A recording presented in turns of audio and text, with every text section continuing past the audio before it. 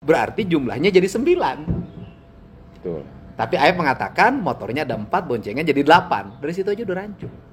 Nah, dia berjuang ngomong yang awalnya dibully, dituduh, sampai pengacaranya Bu Titin juga dibully luar biasa. Sahabat Kompas TV, bersama saya sudah ada mantan Bupati Purwakarta, Kang Deddy Mulyadi. Kami akan berbicara mengenai kasus yang sedang hangat dibicarakan oleh publik, yakni kasus pembunuhan Vina dan Eki di Cirebon. Kang Deddy, apa kabar? Ya, kabar baik. Kabar baik. Mantan anggota DPR RI juga. Mantan anggota DPR RI juga. Dan anggota DPR RI terpilih. Ya, saat ini anggota DPR RI terpilih. Kalau boleh tahu, dapil mana nih, Kang? Dapil Purwakarta, Kerawang, Bekasi. Dapil Purwakarta, Kerawang, Bekasi. Yeah. Kang Deddy ini sekarang kan Kang Deddy aktif sekali mengawal kasus Vina dan Eki bersama beberapa advokat. Kang Deddy, update terkini terkait 7 terpidana yang sekarang Kang Deddy sedang proses. Bagaimana, Kang? Ya, yang pertama sebenarnya kan kegiatan sosial saya itu dalam mengungkap berbagai perkara itu kan bukan perkara baru. Sudah banyak tayangan-tayangan di channel YouTube Deddy Mulyadi Channel itu yang mengungkap itu dan sudah berlangsung hampir 3 tahun ya. Cuman memang di antara biasanya kan kita nanganin orang yang ditinggalin ibunya, orang yang ditinggalin bapaknya, kemudian orang yang mau sekolah, orang yang terlantar. Nah, kebetulan hari ini kita nanganin sebuah peristiwa sangat besar ya. Bahkan menurut saya peristiwa yang paling pedih dalam sepanjang sejarah hukum di Indonesia sejak kemerdekaan. Di mana ada 8 orang dipidana dan 7 orang mendapat hukuman seumur hidup artinya bahwa sampai dia meninggal itu di penjara. 1 orang sudah bebas karena usianya di bawah umur, namanya Saka Tatal, tanpa alat bukti yang memadai. Pertama, alat bukti science crime investigation. Kan nggak ada, Pak. CCTV nggak ada, sidik jari nggak ada, DNA nggak ada. Kemudian hanya mengandalkan pengakuan dari saksi atau siapa? Pertama, pengakuan dari terpidana yang untuk menuju pengakuannya itu melalui proses penyiksaan. Sebagaimana para terpidana menyampaikan pada saya, sebagaimana para terpidana menyampaikan di forum-forum terbuka yang dilakukan oleh Saka Tatal.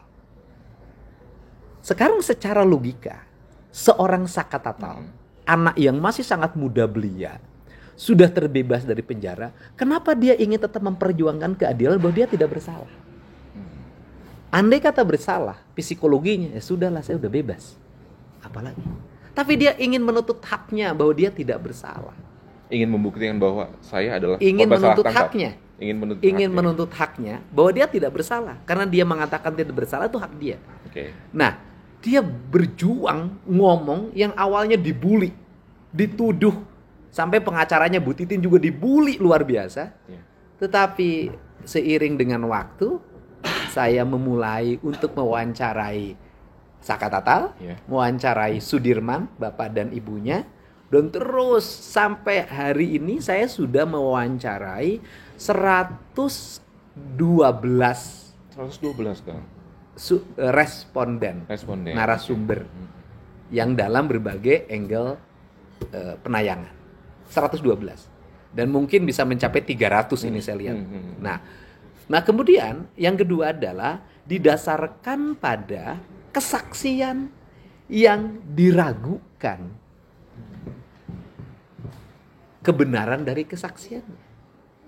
Siapa yang disebut saksi di situ? Saksi yang pertama adalah Aep dan Dede. Nah, Aep dan Dede itu adalah pegawai cuci mobil, STIM, ya kan, di dekat SMP 11. Ada riwayat konflik antara Aep dan Dede dengan pemuda di situ, termasuk dengan para terpidana, yaitu kasus membawa perempuan ke tempat kosnya. Jadi pukul-pukulan segala macam. Apakah riwayat itu terkait dengan keterangannya, kita uji nanti di Mabes Polri. Oh, jadi alasan Kang Dedi ingin apa istilahnya membantu 7 terpidana untuk bebas itu salah satunya itu. Nah, kemudian sekarang kita bicara keterangan atau kesaksian. Kesaksiannya ada yang aneh. Dari Aib dan Dede. Pertama adalah dia menjadi saksi diambil di atas sumpah dalam BAP. Ini baru pertama saya mendengar. Kan diambil di atas sumpah itu nanti di pengadilan. Iya, betul. Di BAP itu orang bisa berbohong. Iya. Gitu loh. Kan biasanya nanti di pengadilan baru memberikan kesaksian di atas sumpah. BAP itu nggak pernah di atas sumpah. Ini BAP diambil di atas sumpah. Karena di pengadilan dia tidak dihadirkan. Dengan alasan keamanan. Masa petugas sebagian banyak tidak bisa menjamin keamanan 2 orang. Nah, kemudian sekarang sekarang dari sisi kronologis kesaksiannya. Sekarang dari fakta kesaksiannya. Pertama mengatakan bahwa dia menyaksikan peristiwa pelemparan, pengejaran yang dilakukan oleh, berarti waktu itu Aib sih kan Peggy disebut ada di situ. Iya. Kalau Peggy disebut ada di situ, berarti jumlahnya jadi 9. Betul. Tapi Aib mengatakan motornya ada 4, boncengnya jadi 8. Dari situ aja udah rancu. Kalau kemudian ditambah 2 DPO lain, Dani. Ya, Dani. Dan Andi. Betul. Berarti masih kurang tuh yang ngejar pakai motor karena kata Aib 8. Nah, di mana mereka ketemu yang 3 orang itu? Kan kita ini harus logis dong. Nah, kita kesampingkan itu. Dia ngomong dia dibeli di rokok, tempat jual rokok di depan Steam. Saya udah datangin ke situ dan tukang jual rokoknya bukan jual rokok ya, nggak ada pedagang rokok di situ, yang ada penjual nasi. Pedagang nasi itu hanya sampai jam 4 sore. Malam tutup. Artinya ini memang ada keterangan palsu ya, tidak yang mungkin. disampaikan Diduga oleh palsu. Diduga palsu. Palsunya nanti kalau sudah dinyatakan oleh Mabes Polri. Ada dugaan keterangan kemudian palsu. Yang berikutnya yang buka rokok lagi apa? Warung Madura. Sudah saya tanya, Warung Madura udah tahu Aib suka beli rokok ke situ. Mengakui itu. Jaraknya dari gang tempat anak-anak nongkrong ke Warung Madura itu bukan 100 meter, 120 meter. 120 meter. Yang punya Warung Maduranya bingung sampai sekarang. Perasaan nggak ada tuh Pak malam itu yang ngelempar-lempar.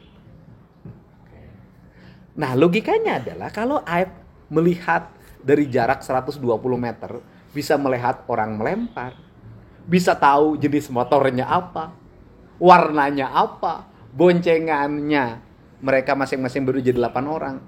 Aib itu layak direkrut menjadi seorang intelijen. Kenapa? Dia bisa melihat dari jarak jauh tanpa teropong. 120 meter jam setengah 10 malam. Oke, dari situ saja keterangannya sudah diragukan. Oke. Nah, kemudian kalau terjadi pelemparan, kita masih terus juga. Kalau terjadi pelemparan, kemudian pengejaran. Saya lihat orang lempar di sana, kan pasti bereaksi. Ada orang lempar tuh. Betul. Warung itu nggak menyatakan bahwa ada waktu itu beli rokok, kemudian dia berteriak ada lempar. Kemudian di drama BAP-nya itu kan mereka dari flyover dikejar, dipukul, dipepet kan begitu loh. Saya dengerin waktu sidang peradilan Peggy. Dipepet, kemudian mereka dipukul, kemudian dibawa pakai motor oleh Andi dan Dani. Yang anehnya Andi dan Dani itu kan sudah oleh Polda dianggap tidak fiktif. Ada. Tapi di berita acara ketika sidang Peggy dibacain menjadi 2 orang pelaku. Mereka kan lewat, tukang rokok ini kan pasti lihat dong ada orang lewat gini. Apa tidak melawan? Iya. Nah, Kang, baik lagi ke 7 terpidana. Oke. Apakah memang keterangan dari Aib dan Dede ini menyebabkan 7 terpidana itu mendapat hukuman seumur hidup? Iya, keterangan Aib dan Dede itu menjadi saksi. Betul. Lalu yang menentukan bukan pembunuhan loh. Mereka Aib dan Dede menyaksikan pengakuannya, melihat pelemparan, melihat Peggy di situ. Nah, sekarang Peggy-nya udah dibebaskan. Kalau Peggy-nya dibebaskan, berarti kan status tersangka terpidana. Ini kan satu kesatuan. Saksi Aib dan Dede adalah saksi Peggy dan saksi 7 terpidana. Ketika saksian di Peggy dianggap gugur, maka gugur dong kesaksian di 7 sebelum. Jadi Kang Deddy ini saat ini sedang memperjuangkan Memperjuangkan ketujuh terpidana itu. Untuk mereka memiliki hak kebebasan sebagai warga negara Indonesia. Karena mereka dalam keyakinan saya, meskipun ini sudah memiliki kekuatan hukum tetap, bahkan mereka dibujuk untuk membuat gerasi pengakuan bersalah dan minta pengampunan pada presiden, saya meyakini mereka nggak bersalah. Berarti tidak pada tahap gerasi yang dimaksud tersebut, malah dia PK. menguji fakta kebenaran. PK, saya ingin menguji fakta kebenaran. Kalau gerasi kan pengakuan, walaupun mereka membuat gerasi, kan aneh juga. Kok pegawai lapas berinisiatif membuat gerasi? Berinisiatif itu apakah latar belakangnya karena kasihan, karena mereka baik, atau satu kesatuan rangkaian ingin menyatakan orang ini bersalah? Seandainya membuat gerasi artinya mengakui dong, mengakui bahwa melakukan perbuatan. Kan aneh. Orang nanda tangan gerasi, tapi orangnya tidak merasa berbuat. Karena apa? Karena itu kan secara psikologi orang udah tahan seumur hidup. Ada yang nawarin, siapa tahu. Bisa aja. Nah, saya ini ingin memperjuangkan mereka bebas. Kenapa? Mereka adalah warga negara Indonesia. Dia punya hak untuk menikmati kebebasan sebagai warga, dan negara tidak boleh menghukum orang yang tidak bersalah. Artinya Kang Deddy ingin berusaha 7 terpidana ini seperti Peggy Setiawan. Iya dong. Cuman Peggy Setiawan nasibnya jauh lebih baik. Kenapa Peggy Setiawan ditangkap? Ketika publik opininya sudah mengarah pada keraguan terhadap kasus dugaan pembunuhan Vina dan Eki. Publiknya sudah ramai membicarakan itu, menyoroti, pengacaranya sudah banyak, semua orang bela. Tapi kalau waktu itu Bu Titin melakukan pembelaan, dan satu pengacara lagi, Pak siapa tuh, ada marganya Nainggolan kalau nggak salah. Nah, itu mereka tidak punya siapapun waktu itu, dan opini publik di Cirebonnya menyalahkan mereka dan meminta dihukum mati. Iya. Nah, Kang Deddy kan paralel nih, mengusahakan 7 terpidana, memperjuangkan 7 terpidana, sekaligus melaporkan Aep dan Dede ke Bareskrim. Yang melaporkan bukan saya. Yang melaporkan adalah keluarga terpidana. Kalau Aep dan Dede yang melaporkan terpidana. Keluarga terpidana. Terpidananya memberikan kuasa untuk melaporkan, karena dia kan tidak bisa datang sendiri karena ditahan. Kang Deddy memfasilitasi berarti. Saya membantu mereka. Kenapa? Karena ini orang-orang miskin. Tujuannya untuk itu, Kang. Orang miskin itu kalau diderap masalah, dia berhenti bekerja, dia makan dari mana? Dia dipanggil ke Polda, dia ongkos dari mana? Terus kemudian dia harus beracara, dia punya duit dari mana? Ini akan memiskinkan manusia. Apakah hanya Aep dan Dede, Kang? Keluarga. Nah, kalau keluarga terpidana juga melaporkan dugaan kesaksian palsu Pak RT Pasren dengan anaknya bernama Abdul Kahfi. Itu juga. Sehubungan dengan keterangan dari berbagai pihak, mereka pada waktu malam minggu itu tidur di rumah anaknya Pak RT Pasren. Bahkan ada keterangan baru lagi, nanti malam saya posting, yaitu bahwa ada dua terpidana, kalau nggak salah Eko sama Jaya, itu justru pada jam 10 tuh menjemput uaknya ke traffic light karena uaknya baru pulang dari Tangerang. Nah, kan ini yang terjadi gitu loh. Kan orang tuh ada rangkaian peristiwa yang didasarkan pada logika saya. Hati saya juga merasakan, oh ini nggak salah ini. Hati ini nggak bisa dibohongin kok. Itu yang memperkuat Kang Deddy. Memperkuat. Dan di situ juga rasa tanggung jawab saya sebagai manusia, sebagai warga negara Indonesia, sebagai warga negara Jawa Barat, sebagai orang yang orang lain menganggap saya dituakan di Jawa Barat. Ini ada orang Jawa Barat menderita fisik, menderita batin, mengalami penyiksaan, di penjara seumur hidup. Kalau tidak ada orang yang mencoba untuk membuka ini dengan luas dan gamblang, maka saya khawatir terjadi peristiwa terulang. Seperti Peggy Setiawan. Iya, Peggy Setiawan kalau juga suasananya tidak seperti sekarang, tidak akan, belum tentu juga bebas. Ini kan karena suasananya seperti sekarang. Dan ditakdirkan mendapat hakim yang punya integritas. Banyak publik yang menilai bahwa kebebasan Peggy adalah kemenangan rakyat. Iya, kebebasan Peggy adalah kemenangan keadilan Kemenangan keadilan bagi Indonesia. bagi Indonesia. Nah, akhir-akhir ini Kang Deddy banyak juga menyorot di publik nih, terutama netizen kita nih, terutama yang sudah mulai kembali mencari siapa sebenarnya pelaku, terus pengen terang benderang kasus ini terbuka, menyoroti tentang Ibtu Rudiana. Oke.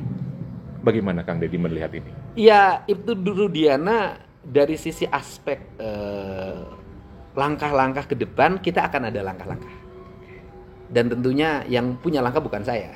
Yang punya langkah adalah para pengacara. Para pengacara, tunggu saja tanggal mainnya, kita akan ada langkah. Akan ada langkah? Akan ada langkah. Terkait? Ibtu Rudiana. Kita akan ada langkah, seperti apa langkahnya kita lihat. Oke. Kang, terakhir pertanyaan saya. Oke. Terkait Aep dan Dede. Apa pesan Kang Deddy? Saat ini kan Aep dan Dede belum muncul. Saya udah ketemu sama bapaknya Aep loh. Sudah ketemu bapaknya? Sudah, itu kan orang Purwakarta. Gimana tuh Kang?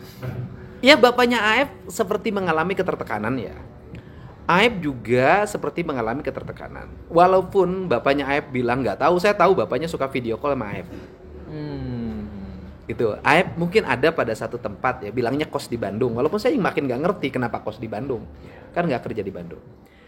Tetapi saya juga mendapat banyak informasi dari warga sekitar bahwa Aep dan Dede juga pernah berkunjung ke Pleret, ke desa Palinggihan, berziarah ke makam ibunya, dikawal oleh 3 orang berambut gondrong. Dikawal oleh 3 orang berambut gondrong? Saya nggak tahu yang 3 orang berambut gondrong itu apakah teman ngojeknya, gitu loh. Saya tidak tahu. Saya tidak mau berspekulasi. Yang jelas didampingi oleh 3 orang berambut gondrong kan. Bagi saya pesan gitu, buat Aep ya, pesan ya buat Aep.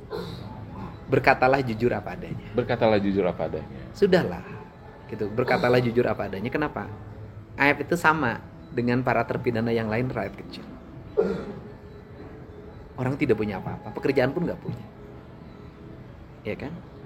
Terus kemudian jangan masuk ke wilayah sesuatu yang suatu saat bisa jadi Anda adalah pihak yang ditinggalkan. Saya tahu betul yang begini-begini. Saya tahu betul yang gini-gini. Rakyat itu siapapun yang dibutuhkan ketika dibutuhkan. Ketika sudah tidak dibutuhkan, dilepaskan. Jangan sampai ketika dilepaskan dianggap bola panas, Aep nggak ada yang nolong. Daripada nanti Aep nggak ada yang nolong, lebih baik ngomong dengan saya jujur. Kita ngomong secara jujur, terbuka. Kemudian kalau iya katakan iya, kalau enggak katakan enggak. Dan itu menjadi bahan untuk bagaimana 7 terpidana bebas. Bagaimana 7 terpidana bebas? Hidup kita ini, kita rakyat kecil, jangan mau masuk ke ranah sebuah skenario yang diatur oleh orang lain. Yang ujungnya adalah tetap aja rakyat kecil yang jadi korban. Baik Kang Deddy. Terima kasih Kang Deddy. Sahabat Kompas TV, begitulah kira-kira wawancara saya bersama Kang Deddy Mulyadi terkait update kasus pembunuhan Vina dan Eki di Cirebon.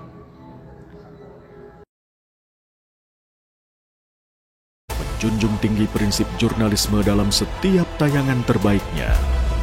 Menghadirkan berita bernilai sebagai referensi. Gelar bicara yang tajam. Tidak, ini kan kebohongan dok. Mengupas fakta demi fakta dan mendorong pencarian solusi. Serta investigasi yang mengungkap kebenaran. Rosi, Satu Meja, The Forum, Sapa Indonesia Malam. Nilu, ikuti semuanya bersama Kompas TV.